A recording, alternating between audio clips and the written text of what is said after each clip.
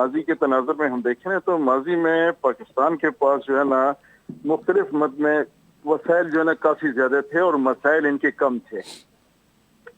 وہ 9/11 کی صورت میں بھی ہم دیکھ سکتے ہیں, وہ افغانستان میں جنگ کی بنیاد پہ بھی ہم دیکھ سکتے ہیں.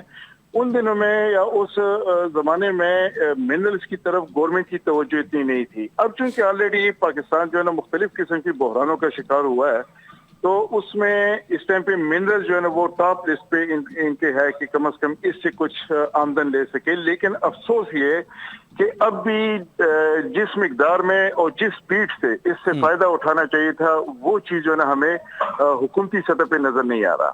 اس ٹائم پہ ہمارے پاس پاکستان میں اگر ہم دیکھیں تانبے کے ذخائر, جیم سٹون کے ذخائر یا سیمی پریشیس جو ہے نا سٹون کے ذخائر, وہ اربوں ڈالر کے ہیں.